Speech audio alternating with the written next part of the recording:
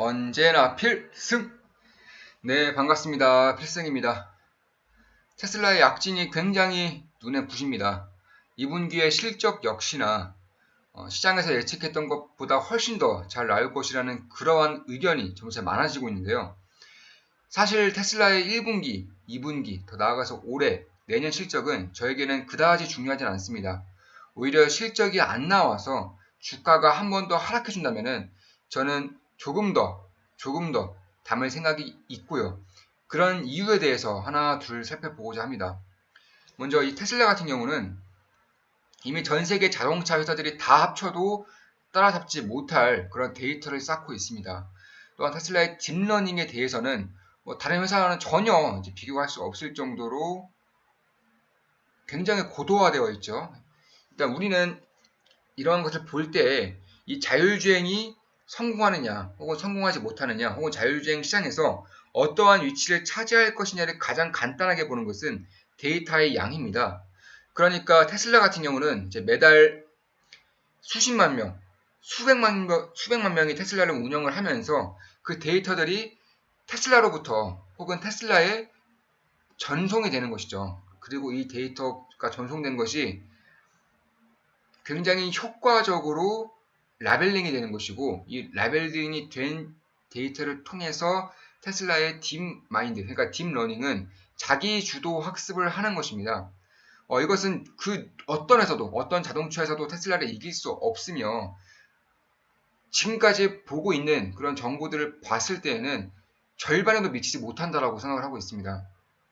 결국 다른 모든 회사들을 다 합친 것보다 테슬라 하나만의 그런 자동차 데이터가 훨씬 더 크다는 것이고, 결국 인공지능은 스스로 학습을 하는 그런 능력이 있기 때문에 이 데이터가 조금이라도 차이가 난다면 시간이 지나면 지날수록 그 데이터가 복리로 쌓이면서 절대적으로 넘을 수 없는 큰 벽이 생긴다는 것이 이 자율주행과 인공지능의 투자적인 마인드로서 가장 중요하다고 생각하고 있습니다. 또한 이제 일론 머스크, 그러니까 테슬라에서 밝힌 부분 중에 하나가 이제 올해 안에는, 그러니까 2020년에 가기 전에는 이 자동차가 시내에서는, 그러니까 고속도로는 지금도 오토파일럿을 통해서 운전이 가능한, 운전자가 직접 핸들을 잡지 않더라도 테슬라가 자율주행이 가능한 상황입니다. 그런데 이 시내에서까지 운전자의 개입 없이 갈 수 있을 것이라고 밝히고 있습니다. 그러니까 운전자가 굳이 운전을 하지 않더라도 테슬라의 AI가 대신 운전을 해주는 것이죠. 결국 이러한 것이 지켜지든 지켜지지 않든 저는 방향성은 올바르게 가고 있다고 생각을 하고 있고, 특히 다른 자동차 회사들과의 현격한 그런 벽이 생겼기 때문에 저는 이러한 벽은 절대로 깨지지 않을 것이라고 생각을 하고 있습니다. 그것이 바로 인공지능과 딥러닝의 힘이기 때문이죠.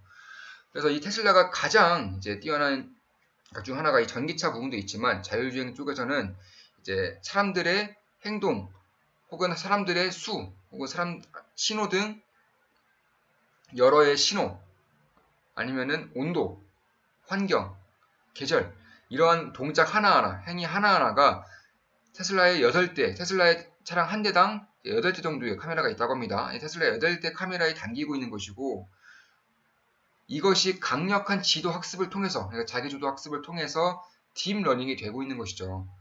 결국 4차 산업혁명의 가장 중요한, 그 자율주행 쪽에서 가장 중요한 것은 이 데이터와 그 데이터를 어떻게 활용하느냐에 따라서 달라지는 것인데, 테슬라는 데이터의 양과 그 데이터를 활용하는 그런 방안 모두 다 뛰어나다라고 볼 수가 있겠습니다.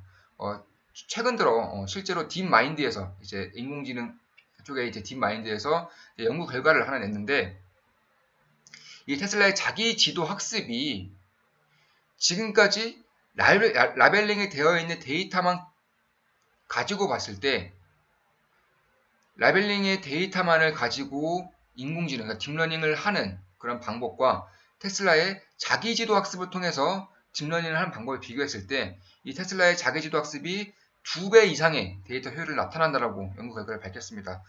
저도 이런 것을 보면서 결국 자율주행은 테슬라가 결국엔 승리하겠구나, 이것을 다시 한 번 더 생각할 수가 있었는데요.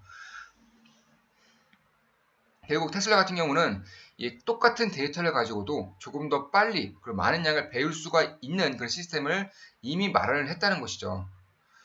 그러니까 어느 정도 학습이 된 그런 자율주행 혹은 AI 시스템을 구비를 한 차량이라면 스스로 라벨링하는 것, 그러니까 스스로 자기주도 학습이 가능한 그런 상태까지 와 있다라고 보시면 될 것 같습니다. 현재 전 세계에서는 이제 테슬라의 그런 차량이 매년 8만 대, 매달 8만 대 이상이 이제 생산이 되고 있다라고 밝혀지고 있고 이미 전 세계에 있는 차량은 100만 대 가까이 있을 것이라고 이제 분석이 되고 있습니다.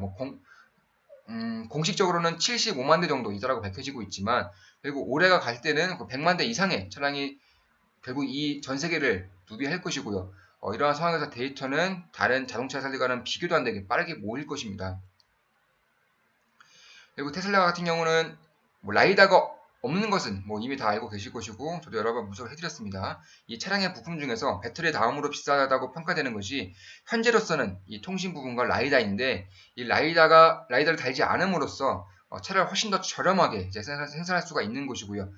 저렴하게 생산함으로써 지금의 애플과 마찬가지로 테슬라 제국을 세우려고 하는 것 같아요. 특히 자동차라는 것이 2천조 이상의 시장 가치를 가지고 있다는 것을 봤을 때 반도체, 스마트폰 다 합쳐도 2천조가 안 됩니다. 이러한 시장에서 가장 강력한 경쟁력을 가지고 있다는 것만으로도 저는 미래가 그리고 성장이 굉장히 기대가 된다.